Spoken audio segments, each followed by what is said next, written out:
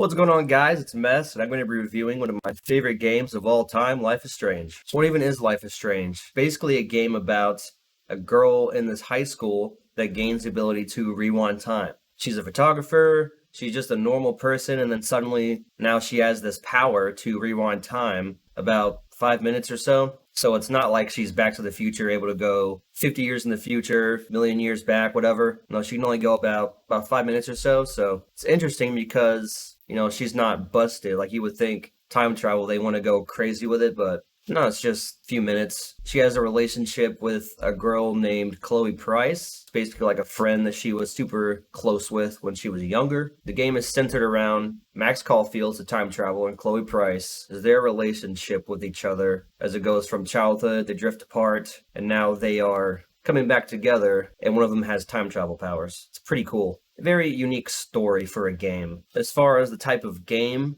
genre, it is basically like a point and click adventure. The terminology that they use on Wikipedia for it is graphic adventure. So it's basically like the old school point and clicks, except you can walk around. That's where the old walking simulator term comes from, because people are super used to AAA games with very intense parkour systems and game gunplay. And I'd say one of the most unique things about this game is the graphics. It has a very unique art style that is not seen in a lot of games. The best way to describe it would be like everything is like a painting almost. It's got this really unique look. Some people think the graphics are terrible. I think they're great, but I can understand why someone would say that the graphics are bad. But I think they're good. This is not a $60 game. I think it's like probably like $30 or something like that. It's not very expensive, so I'd say this game certainly proves that you don't need amazing graphics for a game to look good, though. I already touched on the gameplay, but I could say, again, to sort of reiterate for people who are curious about the quality of the gameplay, it is not super involved, intense gameplay you might be used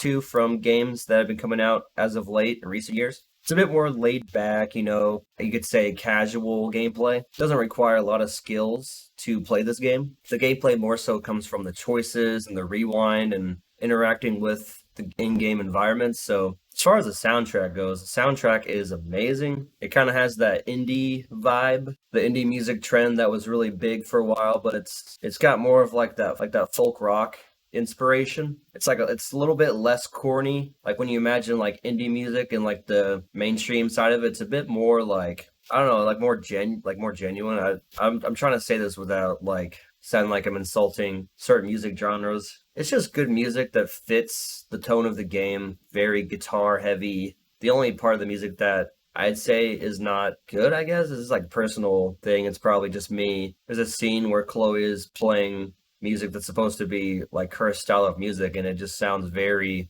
soft, just like the way she's so abrasive. You would think she would listen to something that's a bit more hardcore, but no, it's just like really chill guitar music. It's like a little upbeat, but Chloe Price, she flips people off if they look at her funny, so you would think she'd be listening to some more heavy like punk rock or whatever, but she's not. Something I noticed. Voice acting is amazing. Ashley Birch's performance in particular is loved by a lot of people. You may have heard her in Horizon Zero Dawn or Miles Morales. Might have heard her work in those games. And she's a very talented voice actress. The whole team is very talented, but her role in particular is well known by a lot of people. The voice actress is very well known because she is very talented. If you're wondering about the voice acting, it is A1. There's no problems with the voice acting. Some people might dislike. This is less like voice acting, more of like the dialogue. I think it's kind of corny, kind of out of place, like some of the slang they use. But you gotta remember, this game, I haven't mentioned this yet. I'm pretty sure the game is made by French people. And that's why a lot of the stuff, if you get into the nitty gritty, a lot of it's kind of confusing and convoluted, especially when it comes to the way that the school system is set up. But I think it works fine.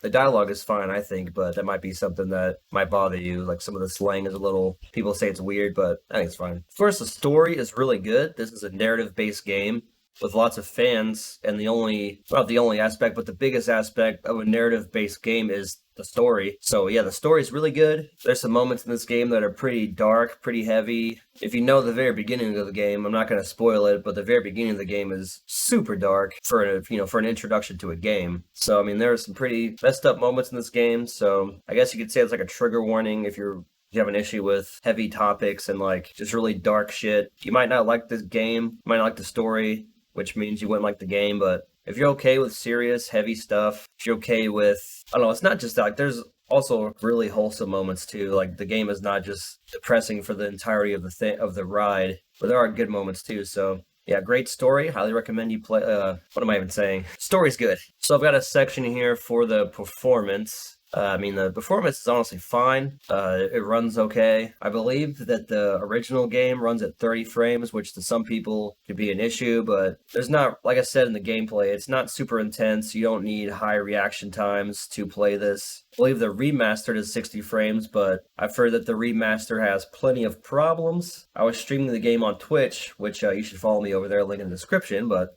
I was streaming the game, and I heard that there are many problems with the performance of the remaster, so you might not want to play the remastered version. I would recommend playing the original, and if you want the best performance possible, play on a PS5, Xbox Series, or PC. This game also plays on past generation consoles, but I've heard that it's a little more smooth on newer hardware, which would make sense. My last sort of category I have here is, should you play the game? And obviously, yeah, you should play this. As I said, I could be biased because this is one of my favorite games ever made. It's a good game. It's an excellent game. It is great.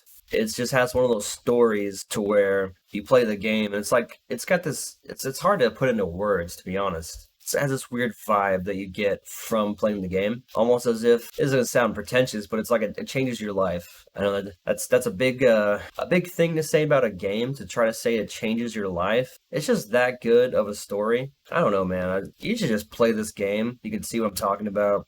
Play the game, and then maybe you could comment below if you think if I was right on that. It's almost like it's almost hard to explain how much this game has affected me as a human. Like, Chloe Price as a character, I saw her as a role model. I don't know if you can tell, sort of the way I dress and stuff, and like the music I'm into. She has had an inspiration on me. So if you kind of had that, I probably should have mentioned this in the story segment, but I'm just going to put it here. She's a super rebellious, like, bad childhood kind of character. If you have struggled with a shitty childhood or just kind of feeling disenfranchised, you're going to love her character. Like, Chloe Price is just such a great, relatable character. If you've ever had like the angst and all that crap, you're gonna love her, and she is great in this game. So you should play this, especially if you fall into that category. And just even if you don't, it's just a good story. It's a great, well-written story. The graphics are really neat, really cool. All the points I've listed in this review, I genuinely think all this stuff. I'm not being paid for this review. I don't think I've ever made a cent off of YouTube as of yet. It'd be cool if I did someday, but I don't right now. So this is all the truth. This is how I feel. Please play this game. If you feel like you were informed at all, like, subscribe. My plan is to review most of the games, not all the games, that are on the PlayStation Plus Extra. I wanted to do video game videos for a long time, but it's been kind of a struggle because I don't have the money to be paying $70 for a new video game every time they come out. Because how it goes is, games come out, and then people expect to have the reviews out like almost as soon as the game comes out. See, I can't really afford to do that. I'm in my 20s. I'm super broke, to be honest. So most of my games that I play will be on this subscription service. It's a lot more affordable for me. It's a lot of games I've actually never played. But obviously I've played Life is Strange before. But I'm going to be trying to play most of the games that are on that. I don't know why I keep doing this. I don't know why I keep doing that. We play most of those games, so be looking forward to that. That's my review. I will see you dudes later. Hope you enjoyed it. See you dudes later.